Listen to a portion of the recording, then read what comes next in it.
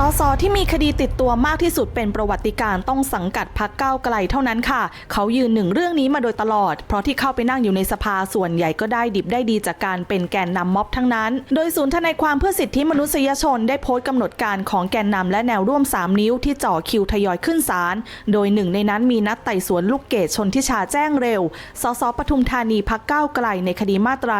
112จากกรณีโพสต์จดหมายราษฎรศาลถึงในหลวงรัชกาลที่10เมื่อปี63ซึ่งคดีนี้นายนพดลพรหมภาสิทธิ์หรือรอยตุ๊เป็นผู้เข้าแจ้งความต่อพนักงานสอบสวนกองบังคับการปราบปรามการกระทำความผิดเกี่ยวกับอาชญากรรมทางเทคโนโลยีให้ดำเนินการเอาผิดกับสสพรรคก้าวไกลรายนี้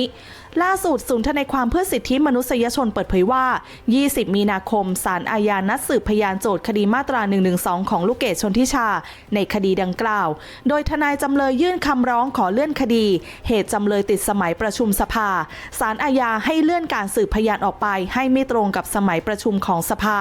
โดยให้ยกเลิกวันนัดที่เหลือในเดือนนี้คือวันที่20ถึง22และ26ถึง29มีนาคม67นัดสืบพยานโจทก์และพยานจำเลยต่อในวันที่11ถึง13และ17ถึง20มิถุนายน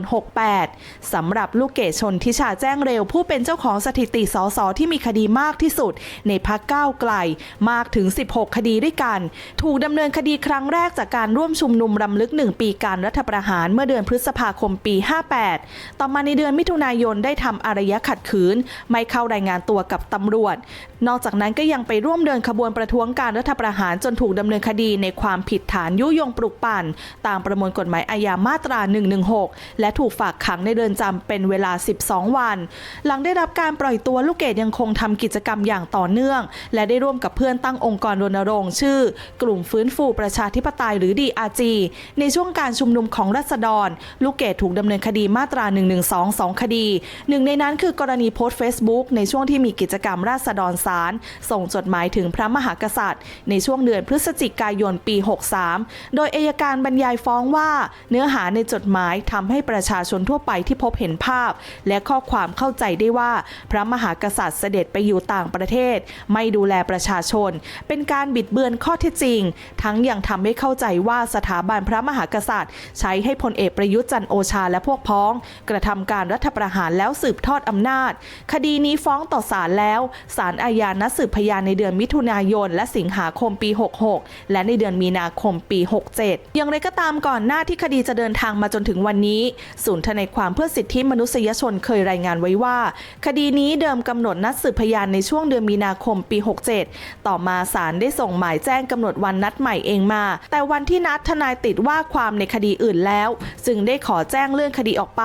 แต่ศาลไม่อนุญาตให้เลื่อนคดีเห็นว่าพยานโจทก์มาศาลและจำเลยไม่ได้คัดค้านเอาไว้ก่อนให้สืบพยานโดยไม่มีทนายไปก่อนจากนั้นนางสาวลูกเกดชนทิชาได้แจ้งขอพบผู้บริหารศาลอาญาหลังศาลเจ้าของสำนวนระบุว่าได้ปรึกษากับผู้บริหารก่อนแล้วแต่ผู้บริหารศาลอาญาปฏิเสธจะพบลูกเกดจึงแถลงขอเปลี่ยนองค์คณะผู้พิพากษา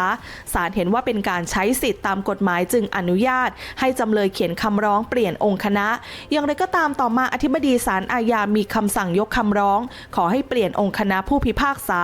ศาลเจ้าของสำนวนจึงให้เริ่มสืบพยานโจทก์โดยไม่มีทนายความเข้าร่วมด้านลูกเกดแถลงปฏิเสธกระบวนการพิจารณาคดีในวันดังกล่าวทั้งหมดและจะไม่เซ็นเอกสารใดๆต่อมาลูกเกดได้โพสต์ Facebook แสดงความไม่พอใจว่าเมื่อใดที่กระบวนการยุติธรรมพังประเทศไทยจะพังพินาศยิ่งกว่าผู้พิพากษายืนยันไม่ให้เลื่อนสืบพยานคดี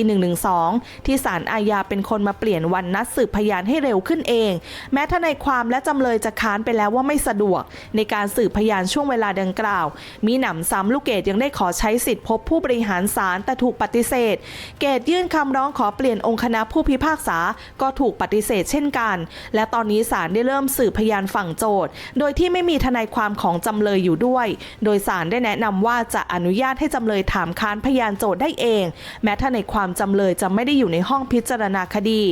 สิ่งที่เกิดขึ้นคือความบัดซบและพังพินาศของกระบวนการยุติธรรมไทยในวันที่เกดตัดสินใจโพสต์จดหมายเกดทำด้วยความ กล้าหาญและหวังดีกับสถาบันกษัตริย์และเกตยินดีอย่างยิ่งที่จะสู้ในกระบวนการยุติธรรมเพื่อพิสูจน์สิ่งที่ตัวเองเชื่อแต่สิ่งที่เกตและทนายความเจอมันเกินกว่าที่จะยอมรับได้ดังนั้นเกตขอปฏิเสธกระบวนการทุกอย่างที่เกิดขึ้นในวันดังกล่าวเพื่อยืนยันว่าจำเลยทุกคนในทุกๆคดีควรได้ความเป็นธรรมในการสู้คดีหากศาลจะสืบพยานโจทย์โดยไม่มีทนายความจำเลยอยู่ด้วยก็ขอให้รู้ตนเองด้วยว่าคุณคือส่วนหนึ่งของการทำลายกระบวนการยุติธรรมก็ว่ากันไปค่ะตามกระบวนการของศาลแต่ที่แน่ๆคือหากศาลมีคำพิพากษาแล้วเห็นว่าลูกเกดมีความผิดพร้อมให้ลงโทษจำคุกโดยไม่รอลงอาญาและไม่อนุญาตให้ประกันตัวจะถือว่าถูกคำพิพากษาให้จำคุกและถูกคุมขังอยู่โดยหมายของศาลซึ่งจะขาดคุณสมบัติการเป็นสสตามรัฐธรรมนูญมาตรา 101 วงเล็บ 6 ประกอบมาตรา 98 วงเล็บ 6 โดยทันทีตกสวรรค์ไปโดยปริยายมาร่วมสนับสนุนท็อปนิวส์นำเสนอความจริงได้แล้ววันนี้เพียงกดปุ่ม Super Thanks แล้วเลือกจำนวนเงินตามที่ต้องการได้เลยครับขอบคุณครับ